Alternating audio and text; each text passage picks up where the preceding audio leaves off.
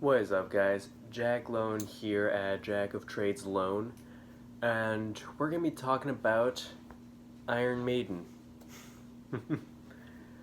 Alright, so, first songs I heard by Iron Maiden were actually all on Power Slave. They were A.S.S High, 2 Minutes to Midnight, and Power Slave.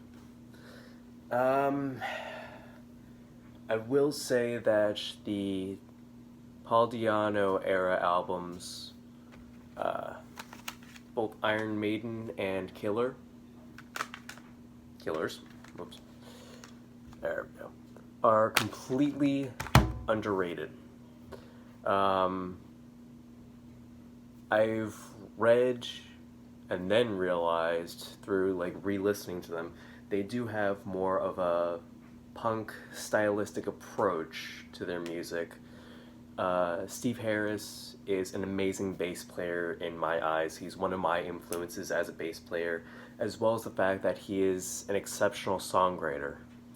Um, he's just a fantastic musician. He has a very big stage presence. In fact, while Paul Di'Anno was still in the band, um, Paul Di'Anno wasn't too much of a frontman. So Steve Harris, the bass player, was the main frontman. Uh, what else? Bruce Dickinson actually went to one of the Iron Maiden shows before he was in the band. He talked with someone backstage. I can't remember how it came about. And they said, hey, we're going to be kicking this guy out soon. Just keep it on the down low because he doesn't know. Would you like to audition? He went in, he auditioned, and he made it as the singer. After that, there was a little bit of turmoil between him and Steve Harris because, the singer's usually supposed to be the front man, okay? And Steve Harris was, all over the stage and shit like that.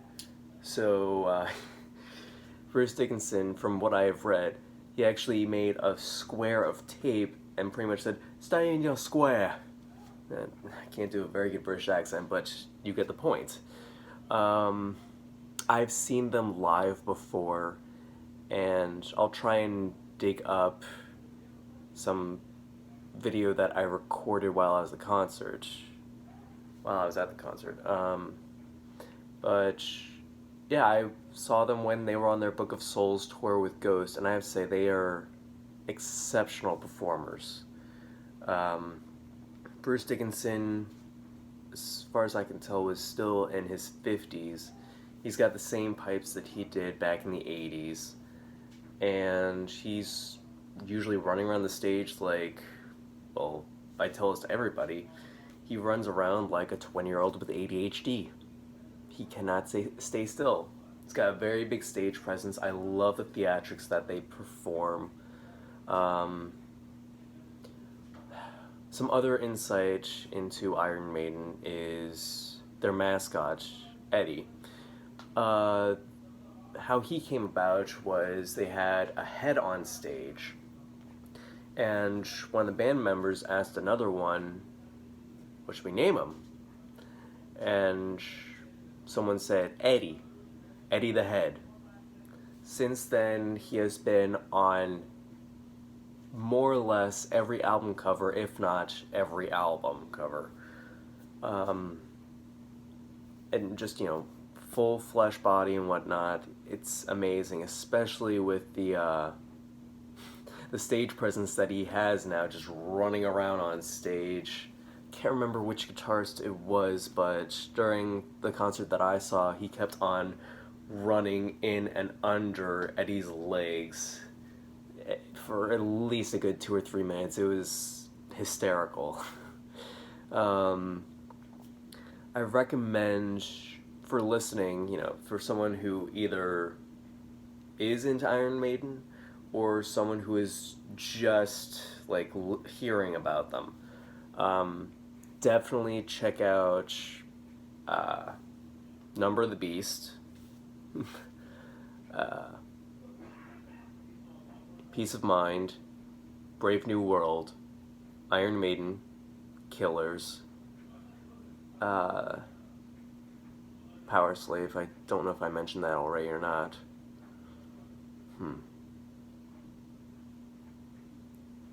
I'm not too familiar with their discography, but I know enough about them as a fan to make an informed decision, or whatever, you know, at least be able to wear the fucking shirts. Songs I recommend are 22 Acacia Avenue, Run to the Hills, Number of the Beast, The Trooper, Prisoner. I especially love that they included, and I actually talked with someone who was in production of the movie. I can't remember what movie it is, but they incorporated some lines from a movie into their track Prisoner, and I have to say that it's done exceptionally well. 2 Minutes to Midnight, Power Slave, A.S.S. High, Lost for Words. What else? Phantom of the Opera, Transylvania, Prowler, Running Free. I can't remember which song it is. Something Morgue. Not Purgatory. Murders in the Rue Morgue. Why am I don't know why, but I was thinking that Murders in the Rue Morgue was by Wasp. Something on their Crimson Idol album. I can't remember. Wrathchild's really good.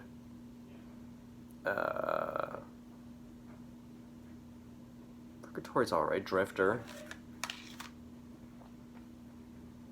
Remember Tomorrow is an exceptional song. I already said Running Free. Charlotte the Harlem and Iron Maiden are some of my favorite songs by them, especially for the Paul Di'Anno era. Brave New World, highly recommend, especially with tracks like Ghost of Navigator. Brave New World's good. Blood Brothers is exceptional. Dream of Mirrors is one of my favorites. Nomad is really good. Eye of the Silent Planet is one of my favorites off this album. Thin Line Between Love and Hate is pretty good.